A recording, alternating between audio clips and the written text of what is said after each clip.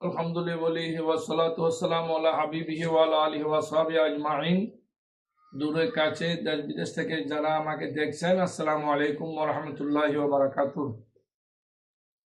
একটি সুন্দর প্রশ্ন এসেছে, মৃত্যুর পরে কোনো মুসলমানের সমালোচনা করা যাবে কিনা, বা মৃত্যুর পরে কোনো মুসলমানের লাশকে কষ্ট দেওয়া যাবে কিনা, অথবা মুসলমানের লাশকে ধরে রাখা যাবে কিনা, যে কবর দিতে পারবেন না, দফন করতে পারবেন না, এ কবর করা যাবে কিনা।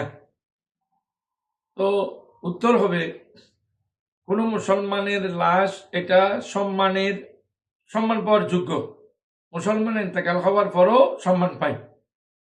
একদা রসুল পাক সাল্লাল্লাহু আলাইহি ওয়াসাল্লামের সম্মুখ দিয়ে লাশ যাচ্ছে, রসুল করিম সাহাবায়ে কেরাম সব বললেন, দাঁড়িয়ে যাও। কেন? কয় এটা এই লাশ যাচ্ছে দিকে। তো ইন্তেকালের পরও মুসলমানের সম্মান বজায় থাকে।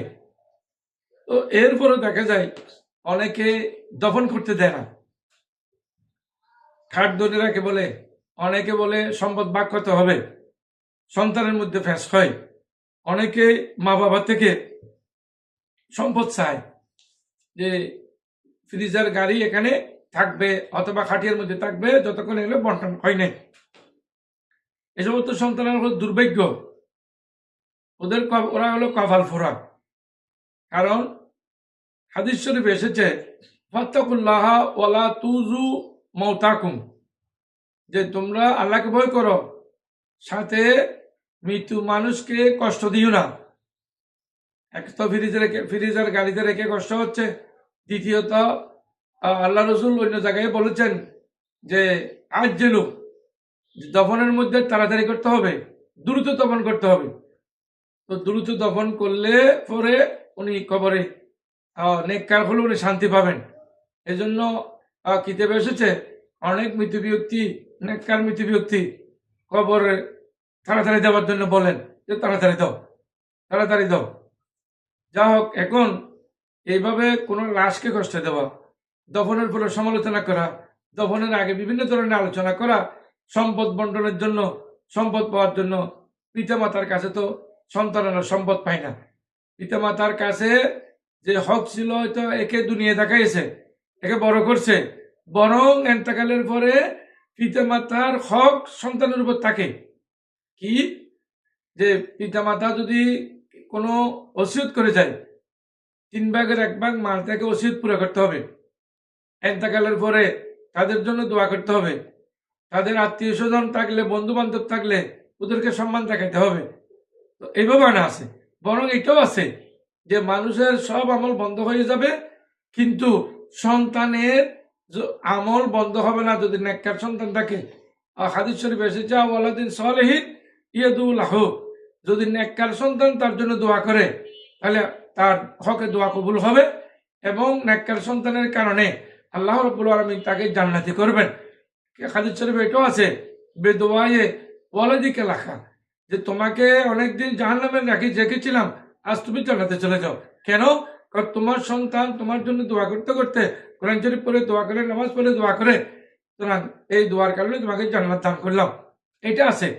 অথচ অনেক সন্তান আছে যেগুলো বেওফা, যে সমস্ত সন্তান নাফরমান, আল্লাহ দ্রোহী, নবী দ্রোহী, মা বাবার নাফরমান, এরা অনেক সময় দফন করতে দেয় না। আজকে একটি ঘটনা দেখলাম ফেসবুকে, যে দফন করতে দিচ্ছে না সন্তানেরা। সুতরাং এটা অনেক মারাত্মক জিনিস। হাদিস শরীফে এসেছে, আন ইবনে ওমর রাদিয়াল্লাহু তাআলা ক্বাল রাসূলুল্লাহ সাল্লাল্লাহু আলাইহি ওয়াসাল্লাম, রাসূল করিম ইরশাদ করেছেন, আব্দুল্লাহ ইবনে ওমর রাদিয়াল্লাহু তাআলা থেকে রওয়ায়াত, উযকুরু মাহাসিনা মাউতাকুম, তোমরা তোমাদের মুসলমান ভাই, বাবা, আত্মীয় স্বজন ইন্তেকাল হওয়ার পরে তাদের সমালোচনা করিও না, বরং তাদের ভালো দিকগুলো আলোচনা করো। আকুফু আন মাসাবিহিম, তাদের খারাপ কাজ করে গেলেও দুনিয়ার মধ্যে খারাপ কাজ তোমরা ওগুলো বলিও না। এমনকি এটা আছে হাদিস শরীফে, লা তুজু মাউতাকুম, তোমাদের মৃত্যু ব্যক্তি কষ্ট দিও না। দফন করতে দেরি করা, দফন করতে না দেওয়া, এটা তো কষ্ট দেওয়া। সুতরাং এই কষ্ট থেকে দূরে থাকতে বলতে হাদিস শরীফে, বরং ওর জন্য দুনিয়া থেকে যখন চলে গেছে তখন তার জন্য দোয়া করতে হবে। এমনকি জানাজার পর অনেক সময় বলে, লোকটা কেমন ছিল? খুব ভালো ছিল।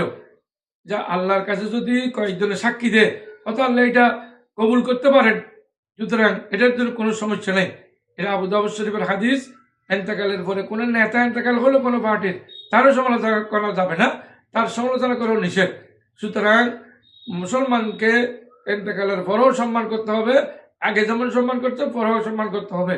আল্লাহ রাব্বুল আলামিন আমাদেরকে হাদিস শরীফ অনুযায়ী, কোরআন শরীফ অনুযায়ী আমল করার তৌফিক দান করুন, আমিন। ওয়া আখিরু দাওয়ানা আলহামদুলিল্লাহি রাব্বিল আলামিন।